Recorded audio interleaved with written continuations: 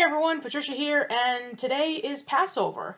I want to give a special shout out to all of you who celebrate Passover, and I hope that you have yourself a wonderful couple of days enjoying your meals and having a wonderful Seder and everything that you do. Now that today is Passover, it got me thinking a lot lately about the Rugrats Passover special.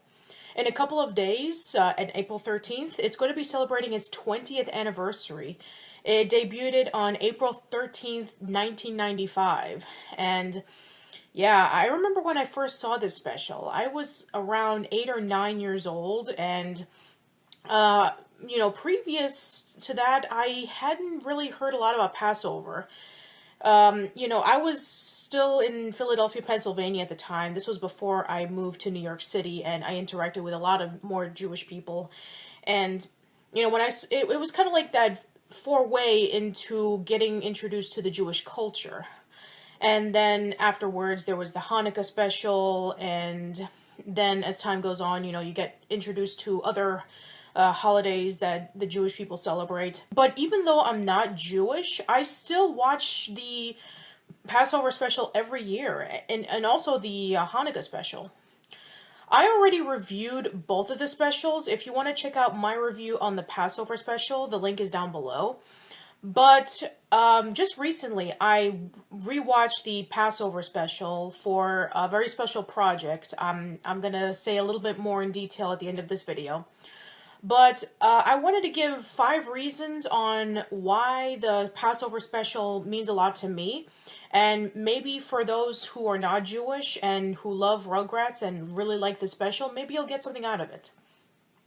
The first reason is that even though it celebrates a Jewish holiday that most people who are outside of the Jewish culture are not familiar with, it still keeps to that Rugrats formula. It's able to have a nice balance between drama, comedy, and a lot of funny gags, and yet at the same time a lot of heartwarming moments. It doesn't stray too far away from what Rugrats is, and it's very easy for you to get into. Even if you haven't watched Rugrats in a while, or you probably never watched it before and you watch the Passover special, you might be able to get into it a tiny bit just so you can be able to learn a little bit about Passover. It's very easy to understand, considering that it's a baby's perspective of the origins of Passover. It's basically the Exodus story in the Bible, except toned down a lot.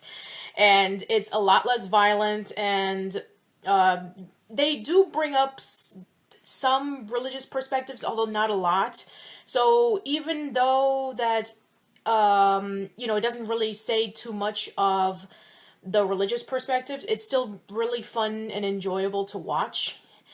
And I think that a lot of the times when you're watching a holiday special, especially if it's a holiday special that centers around religion, they kind of push it towards the perspectives of, God this and God that. And for some people it might be uncomfortable. It's not uncomfortable for me because personally I am Christian. But I can understand for some people how the talks about Jesus Christ or the talks about the Lord can be a little bit uncomfortable. But Rugrats doesn't do that. Rugrats is able to keep that nice balance of, telling the Passover story, but not just shoving it down your throat. It's very familiar for anybody who was a huge fan of Rugrats as a kid, and even though that, in this generation, I'm not sure if kids nowadays know about Rugrats. Maybe if they don't, it's very easy for them to watch this program because it does teach you about Passover, but in a very fun and childish way. That goes for my second reason. The story of Passover is a lot of fun to watch in the Rugrats perspective. There are a lot of funny gags in this episode. Everything from Chucky building the pyramid upside down to, you see Angelica wanting to know about if she's the firstborn, so she grabs a telephone and she calls her dad.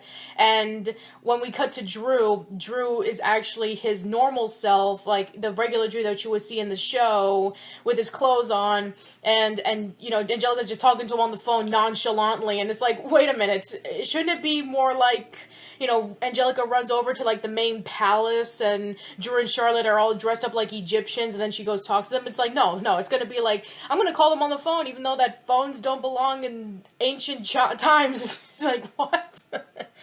And then there's the scene in which Chucky rubs off the...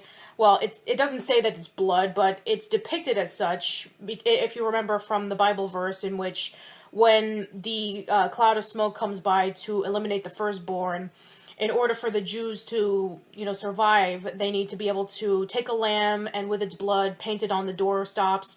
And you have Chucky come along, and he's basically covered in blood, and he said, hey, I found some red stuff all over the door, and I just wiped it clean for you. It's like, uh-oh! That means 3 out of the 4 members are going, with Tommy, Chucky, Phil, and Lil. Tommy, Chucky, and I believe Lil was the firstborn, after like a few minutes, I think 6 minutes. I think it was explained a little bit in All Grown Up that she was the firstborn. So that essentially means that all 3 of them were going to die. That's a hilarious gag. And probably my all-time favorite gag is like towards the end of the episode, in which when Angelica is chasing the babies and then Tommy closes down the Red Sea. We don't see Angelica die in this one because, that would never happen. But the funny part is that when she's talking to Cynthia, a shark comes along and eats the doll and takes it away. That was great. The gags on that episode are really great. And, not only the gags, but also, going into, like, the adult's perspective, going into number 3 already. The adult's perspective is really relatable. Even if you're not Jewish, you can be able to find something funny in the scenes in which, Stu is just sitting there reading the passage to start the Seder, and he's nowhere near interested. And also, Dee Dee is trying to permit him to read the passage in order for the Seder to start. Because in the beginning of the episode, Boris and Minka were having a fight, and then Boris storms up into the attic, and every time that any of the adults say Boris's name, Minka starts crying. You can take that into any holiday and put that in there. Like, for example, Thanksgiving would probably be a really good one. Like, let's just say that the husband and wife are bickering about preparing the turkey or something, or maybe it's for Christmas, in which, you have the Christmas dinner, whether it be a ham or turkey, well, maybe not turkey, more like I would say maybe like a roast beef or something, whatever you have for Christmas. At our house, we either have like 2 chickens or we have a roast beef, because we have a lot of family members who come over to our house, so it depends. But anyway, I'm getting off topic. But, yeah, you could be able to take that arguments and the boredom of following traditions into any particular holiday. I remember one episode of Hey Arnold, the Thanksgiving special, in which Big Bob is not interested in doing the prayers and what are they thankful for. He just wants to eat the meal and he wants to watch the game.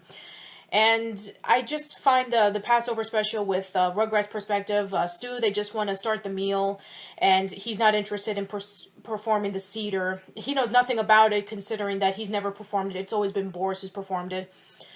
And yeah, and also, another thing that really makes this really relatable, going back into the children, is that in the beginning of the episode, we see Angelica, she is eating the matzah bread, and she's pouring a whole bunch of grape jam on it.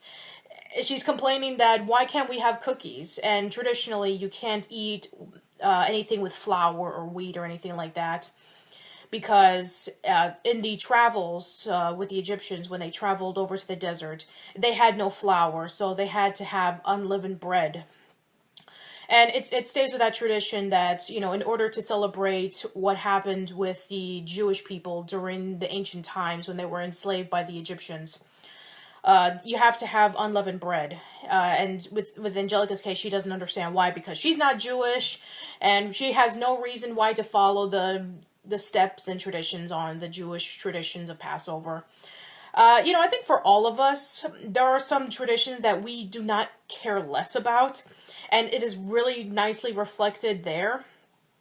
And going into the perspectiveness of the adults and the perspectiveness of the children, it gives that really nice balance. Like, that's one of the good things that I like about the original run of Rugrats, as opposed to like the later runs when they started from season 4 onward. Not that I have any issues with any episodes from season 4 onward, but you can definitely tell that it was more focused on the babies, and for some of the perspectiveness of the adults is not that interesting.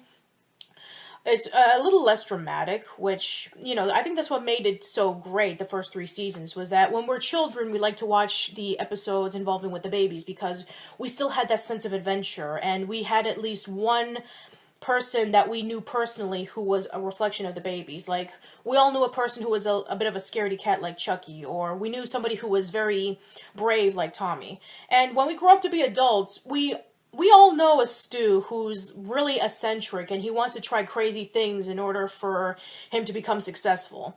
And we all know a Drew in which he's like really stiff and he's a pencil pusher. And we all know a Dee Dee who's very overprotective and wanting to learn everything about taking care of people in order for her to be a good mom. Let me get into the next one. I believe the next one was number 4. Number 4 is that there aren't a lot of Passover episodes or Passover specials in children's programs altogether. Now, this special came out a few years before The Prince of Egypt.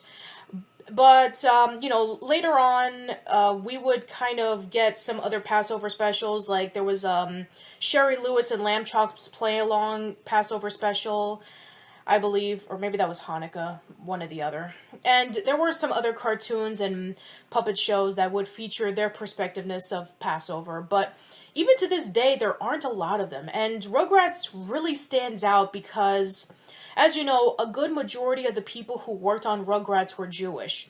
2 out of the 3 creators were Jewish, Arlene Klasky and Paul Germain.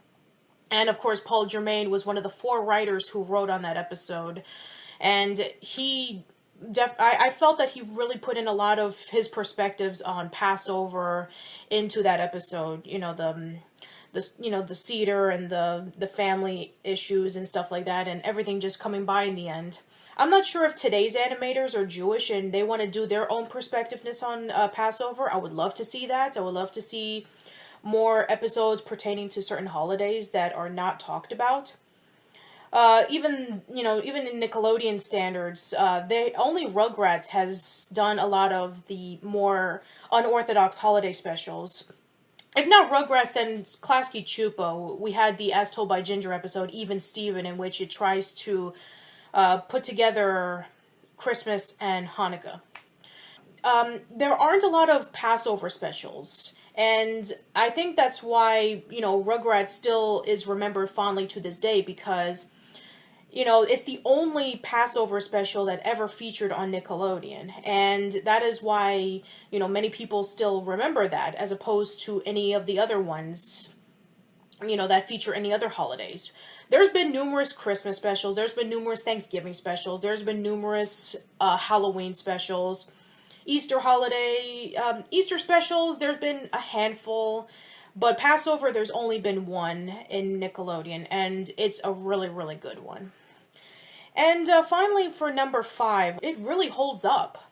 It has that really good balance of humor, and it has that quaint little charm that the original Rugrats had. I was surprised that they were able to pull off this Passover special, considering that, it would have been really easy to lean in a certain way, like either want to teach about Passover, or if they didn't want to teach about Passover, maybe kind of lean towards the Santa experience route, in which, it's all about the Christmas, and maybe they wanted to showcase everything about Passover. That would have left a lot of people lost. And the writers were really smart in mixing in humor and mixing in the origins of the Passover story. Being one of the very few Passover specials that ever featured on television or in movies in general, let alone the only Passover special on Nickelodeon, it really stands out. And yeah, that's it for this episode. Let me know in the comments below on why you think that the Passover special means a lot to you. And let me know when you first saw the special. I really like to know. Tune in a couple of days in the last day of Passover, April 13th. That will be the 20th anniversary of the Passover special. I have something very special planned for you. So until then, I hope to see you around soon. Bye-bye.